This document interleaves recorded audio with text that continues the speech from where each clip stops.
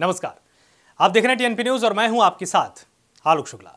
देश में लोकसभा चुनाव की तारीखों का ऐलान कल कर दिया जाएगा। इसके साथ ही कुछ राज्यों में विधानसभा चुनाव की घोषणा भी की जाएगी। चुनाव आयोग की ओर से बताया गया कि लोकसभा चुनाव और कुछ राज्य विधानसभा चुनाव के कार्यक्रम की घोषणा कल की जाएगी। चुनाव आयोग दोपहर 3 बजे प्रेस कॉन्फ्रेंस कर इसका ऐलान करेगा। मौजूदा लोकसभा का कार्यकाल 16 जून को खत्म हो रहा है और उसके पहले नई सरकार के गठन की प्रक्रिया पूरी करनी होगी। लोकसभा चुनाव के साथ आंध्र प्रदेश, ओडिशा, सिक्किम और अरुणाचल प्रदेश के विधानसभा चुनाव की तारीखों का भी ऐलान हो सकता है। इसके साथ ही जम्मू कश्मीर में चुनाव होंगे या नहीं, ये भी कल साफ हो जाएगा। चुनाव की तारीखों के ऐलान को ईसीआई के सोशल मीडिया प्लेटफॉर्म पर लाइव स्ट्रीम किया जाएगा। बेंगलुरु में कांग्रेस अध्यक्ष मल्लिकार्जुन खड़गे ने कांग्रेस पार्टी के खाते फ्रीज करने को लेकर बड़ा बयान दिया। कांग्रेस अध्यक्ष ने कहा कि कांग्रेस पार्टी के खाते फ्रीज कर दिए गए। उन्होंने आईटी लोगों को ऐसा करने का निर्देश दिया है और हमारे करीब 300 करोड़ रुपए फ्रीज हैं। ऐसे में हम चुनाव कैसे जा सकते हैं? Capitalists or other companies give such donations. So there are many dubious donors. And who are these? Nearly people who have donated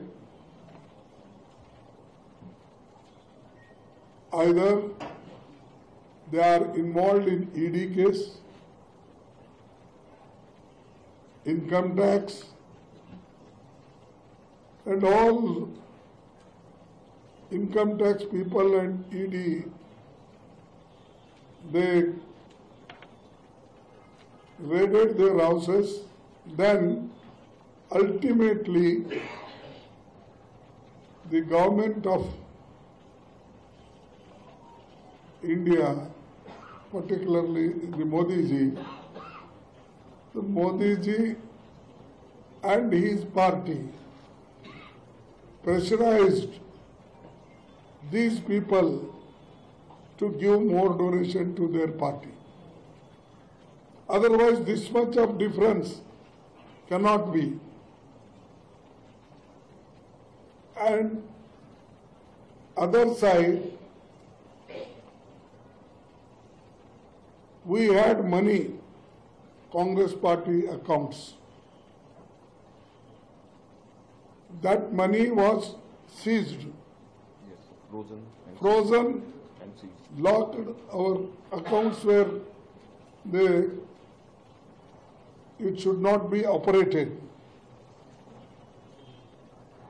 They instructed the IT people and IT has done this thing, and nearly our 300 crores they freezed.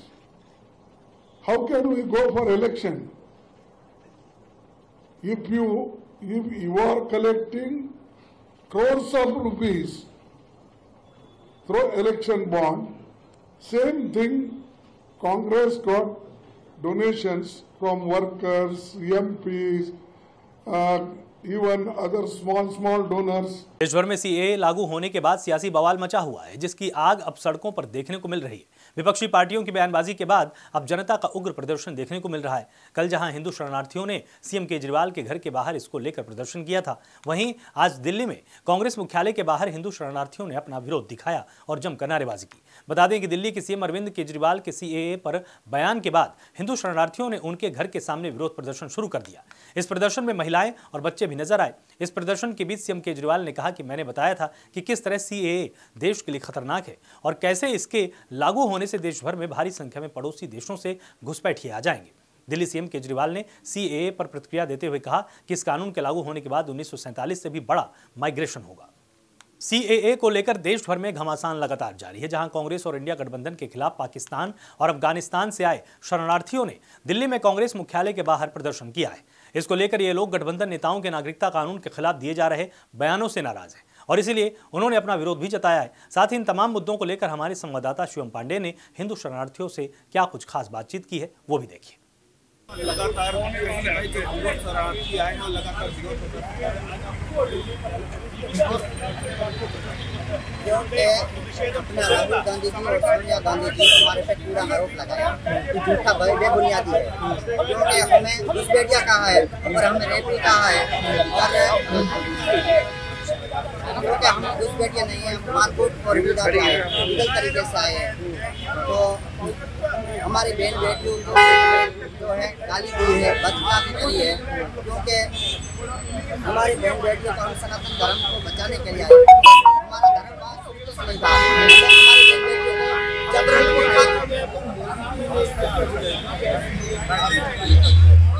Modi ji ने बहुत बढ़िया काम करा है, अपना सनातन धर्म के लिए करा है, तो देश के लिए कर रहे हैं, तो बढ़िया कर रहे हैं। हम पाकिस्तान में जो 2018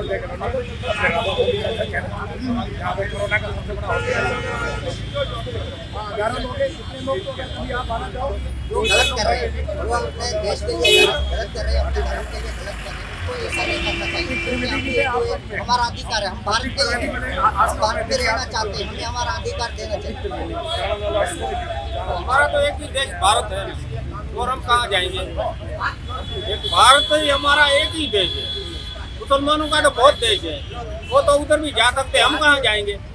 ये क्यों विरोध कर रहे हैं? केजरीवाल विरोध कर रहा है ना, ज़्यादा तो केजरीवाल कर रहा है ना, क्यों कर रहा है?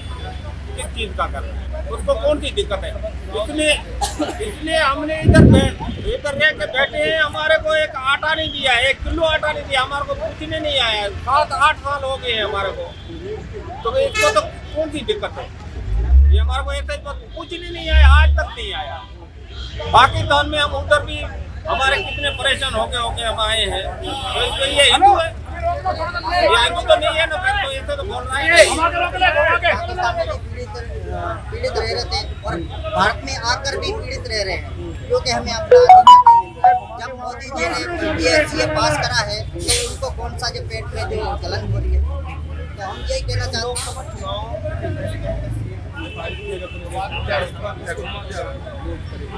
हम कि जो हमारे सनातन धर्म को उनके बारे में सोचेगा, हमारी बहन बेटियों के बारे में सोचेगा, वो सबके लिए सोचेगा, हम उनके साथ हैं जीवन भर साथ। मेरा नाम दिलीप कुमार है।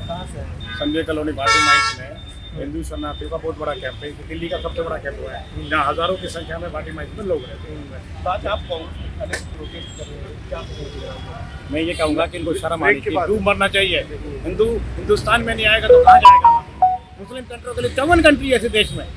अगर केजरीवाल पाकिस्तान में पैदा हुआ होता, केजरीवाल की बहन बेटियां पाकिस्तान में हो, तो उसको औकात का पता लगता कि हमारी बहन बेटियों की वहाँ हम क्यों आए, किस वजह से आए, अपनी जान बचा के आए, अपनी बहन बेटियों की इज्जत बचा के, माँ बहनों की इज्जत आबरू बचा के आए। ये हमारे मान और सम्मान को गाली देता है केजरीवाल। ये सोनिया गांधी, राहुल गांधी आज चुप है, उसका समर्थन कर रहे हैं वहाँ पर।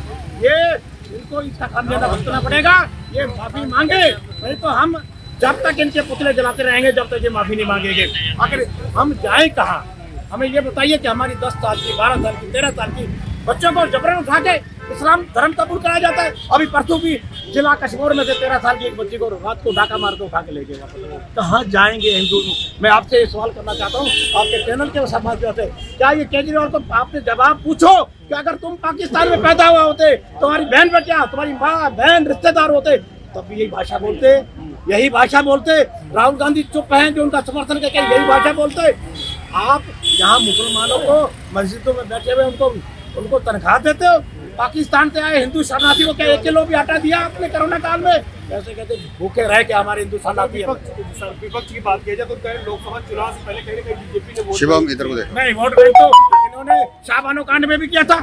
जब राम मंदिर का ताला खुलवा दिया था, तब इन्होंने यहाँ पे बहुमत होते हुए क्यों इन्होंने कहा कि जो कोई मुस्लिम महिला तलाक उसका पति देगा, 3 तलाक कहेगा, तो उसको कोई गुजारा भत्ता देने की जरूरत नहीं है। मोदी जी ने गलत क्या किया है? मोदी जी ने अपने घर के लोगों के काम किया, देश के लिए, अपने राष्ट्र के लिए, हिंदू धर्म के लिए, हिंदू सनातन धर्म के लिए काम कर रहे हैं। उन्होंने अगर ये कोई इलेक्शन का टाइम पास हुआ है क्या? उससे पहले 2 साल पहले पास हो गया, कोरोना काल हो गया, उस समय पूरा काम नहीं हुआ। पूरा काम पूरा करके मोदी जी ने जो वादा किया था कि 2024 से इलेक्शन से पहले मैं ये कानून लागू कर दूंगा, उन्होंने हमें सौगात दिया। तो कहीं ना कहीं देखना होगा कि हिंदू शरणार्थी को लेकर एक गुस्सा और एक कहीं ना कहीं पूरा कयास इनके मामूल उस वक्त आपको दिखाना चाहिए कि कांग्रेस मुख्यालय के सामने तो यहाँ भारी पुलिस बल तैनात किया जाएगा, क्योंकि देखा जाए तो कहीं ना कहीं हिंदू शरणार्थी जो कांग्रेस मुख्यालय का घिराव कर रहे हैं, कहीं ना कहीं ये कह रहे हैं कि जो केजरीवाल या सोनिया गांधी बयान दे रहे हैं उससे कहीं ना कहीं उनको माफी मांगना चाहिए। लगातार सीएए को लेकर जो हिंदू शरणार्थी को लगातार विरोध कर रहे हैं कि उनको नागरिकता मिलनी चाहिए, उनका विरोध नहीं करना चाहिए। लेकिन अब ये देखना होगा कि लगातार चल रही है 2024 का लोकसभा चुनाव भी है, आखिर सियासत की पारी किससे करते ये तो देखने वाली बात होगी। विनोद के साथ शिव पांडेय के लिए। रक्षा मंत्री राजनाथ सिंह आज झारखंड के दौरे पर है। इस मौके पर राजनाथ सिंह चतरा जिले के इटखोरी में भद्रकाली माता मंदिर पहुंचे, पूजा अर्चना की, साथ ही पार्टी पदाधिकारियों के साथ बैठक भी की। बता दें कि रक्षा मंत्री दोपहर तकरीबन 12 बजे बिरसा मुंडा एयरपोर्ट पहुंचे और यहां से वो हेलीकॉप्टर से सीधे इटखोरी चतरा के लिए रवाना हो गए, जहां उन्होंने माता की पूजा अर्चना की है। मध्य प्रदेश के भोपाल में पीएम श्री पर्यटन वायु सेवा शुभारंभ की गई है। इस मौके पर सूबे के सीएम मोहन यादव ने कहा, हम सब के लिए आज बेहद खुशी का दिन है। मध्य प्रदेश सरकार ने आज से हवाई पर्यटन सेवा का शुभारंभ किया। इसके माध्यम से मध्य प्रदेश के धार्मिक और अन्य पर्यटन स्थलों पर पर्यटकों का आसानी से पहुंचाया जा सकेगा। कांग्रेस विधायक नितेंद्र सिंह राठौड़ ने कहा है कि बीजेपी जबरन का मुद्दा बना रही है। भगवान राम हम सबके हैं और राहुल गांधी भी हम सभी के नेता हैं। उन्होंने कहा कि अगर बात करनी है तो रोजगार की करें, महंगाई की करें, भ्रष्टाचार की करें, पर इस मुद्दे पर बीजेपी कोई बात नहीं करती। महंगाई चरम सीमा पर है, भ्रष्टाचार लगातार बढ़ रहा है, महिलाएं सुरक्षित नहीं है और बीजेपी लोगों को बरगलाने का काम कर रही है। मुझे विश्वास है कि भारतीय जनता पार्टी जनता में जो भ्रम फैलाना चाह रही है, जो राजनीति राम के नाम पे कर रही है, मेरा कहना है कि राम में तो सबकी आस्था है, पर आज राम के साथ साथ ये सबसे बड़ा विषय ये भी है कि आप किस तरीके से महंगाई को नियंत्रण में रखेंगे। महंगाई पर कोई नियंत्रण नहीं है। भ्रष्टाचार पर नियंत्रण की ये बात करते हैं, लेकिन भ्रष्टाचार इनको सिर्फ वहां दिखता है जहां विपक्ष, इनके अलावा अगर कांग्रेस या भारतीय जनता पार्टी के अन्य पार्टी हो तो भ्रष्टाचार इनको दिखता है, लेकिन भारतीय जनता पार्टी का कोई नेता या कोई भी अगर भारतीय भ्रष्टाचार में लिप्त है तो इनको वो भ्रष्टाचार नहीं लगता। तो इसलिए मेरा कहना है कि आज चाहे प्रधानमंत्री हो चाहे मुख्यमंत्री हो, प्रधानमंत्री देश का होता है, मुख्यमंत्री प्रदेश का होता है, उनको सबको समान भाव से लेकर ये देखना चाहिए कि यदि कोई गलत है तो उसमें पार्टी आड़े नहीं आनी चाहिए। गलत को गलत होना चाहिए और सही के साथ सही। इसलिए मेरा मानना है कि जो भी बातें हैं ये निराधार हैं, ये सिर्फ राजनीतिक रूप से कांग्रेस पार्टी को बदनाम करने की बातें हैं। राहुल जी हम सबके नेता हैं। राहुल जी। इटावा के सैफई में मेडिकल कॉलेज की छात्रा की हत्या के मामले में पुलिस ने मुख्य आरोपी को गिरफ्तार कर लिया है। आरोपी का नाम महेंद्र बाथम बताया जा रहा है। मिल रही जानकारी के अनुसार एएनएम फर्स्ट ईयर की छात्रा औरैया के कदरकोट की रहने वाली थी। आरोपी भी यहीं का बताया जा रहा है और वो पिछले 4 सालों से छात्रा का पीछा कर रहा था, साथ ही उसके साथ अफेयर का दबाव बना रहा था। एएनएम छात्रा के हत्याकांड के आरोपी सिरफिरे महेंद्र को गिरफ्तार किए जाने के बाद पुलिस ने पूछताछ शुरू कर दी है। दरअसल एएनएम प्रथम वर्ष की छात्रा की सहेलियों ने गुरुवार की शाम उसके महेंद्र के साथ जाने की बात कही थी। इसके बाद पुलिस ने उसकी तलाश शुरू कर दी। एक तरफा प्यार में हत्या का मामला इसके बाद सामने आया। महेंद्र बाथम पहले से ही शादीशुदा है। इसके बाद भी वो छात्रा पर लगातार दबाव बना रहा था। वहीं पुलिस ने हत्या में इस्तेमाल किए गए पेचकस और कार को बरामद कर लिया है। कल 14/3/2024 को बैतपुरा थाना जनपद इटावा में एक लड़की की मृत्यु हो गई थी, जिसमें जो है पुलिस तत्काल मौके पर पहुंच करके शव को कब्जे में लेकर आवश्यक विधिक कार्रवाई किया है। साथ ही साथ इसमें अवगत करा दूं कि जो मृतका की मां है उनके द्वारा 302 आईपीसी का अभियोग दर्ज करा दिया गया था और जो नामजद अभियुक्त थे वो जो कुदरकोट जनपद औरैया पड़ता है, लड़की जो है यहाँ से एएनएम का कोर्स कर रही थी, प्रथम वर्ष की छात्रा थी और मूलतः कुदरकोट जनपद औरैया की निवासी थी और जो नामजद मुलजिम है वो बिल्कुल पड़ोसी हैं, उनके एक ही गली के रहने वाले हैं तथा उनमें मुख्य अभियुक्त को हिरासत में ले लिया गया है तथा अन्य अभियुक्तों को भी जो उनके रिश्तेदार हैं उनको हिरासत में लिया गया है। इस प्रकार से एक बड़ी उपलब्धि मिली है पुलिस को। इटावा के सैफई मेडिकल कॉलेज की छात्रा की हत्या के मामले पर सपा प्रमुख अखिलेश यादव ने एक्स पर पोस्ट कर लिखा, सैफई यूनिवर्सिटी में हुई ये घटना अत्यंत गंभीर विषय है। भाजपा की जीरो टॉलरेंस पॉलिसी फेल है। इस कथित हत्या की न्यायिक जांच हो। फिलहाल के इतना ही। आप लगातार जुड़े रहिए टीएनपी न्यूज के साथ। नमस्कार।